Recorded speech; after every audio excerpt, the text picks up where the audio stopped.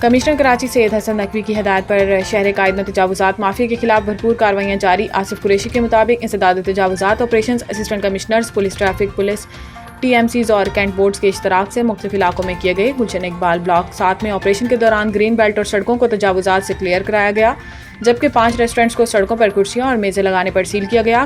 Commissioner Karachi نے کہا کہ گلشن اقبال کا نام ہی گلشن ہے، مگر اس میں خوبصورتی تجاوزات نے خراب کر رکھی ہے، جسے اب بحال کیا جا رہا ہے۔ سب ڈویژن کرنگی میں بھی کارروائیاں عمل میں لائی گئیں، جہاں اہم سڑکوں پر غیر قانونی بیٹھنے کے انتظامات ختم کیے گئے اور 5 دکانوں کو سیل کیا گیا۔ صدر کے مختلف علاقوں میں Bohri Masjid, Mansfield street, food street, Empress market اور دیگر بازار شامل ہیں میں بھی بڑے پیمانے پر آپریشنز کیے گئے۔ ڈاکٹر داؤد پوتا روڈ پر 30 اسٹالز ضبط کیے گئے، جبکہ پرانے تانگا اسٹیشن پر 12 عارضی دکانیں اور شیڈز مسمار کیے گئے۔ کلفٹن ہائر مال کے سامنے بھی انسداد تجاوزات کی کارروائی کی گئی۔ کمشنر کراچی سید حسن نقوی نے کہا کہ شہر میں یہ آپریشن بلا تفریق جاری رہے گا جب تک کہ کراچی تجاوزات سے مکمل طور پر پاک نہیں ہو جاتا۔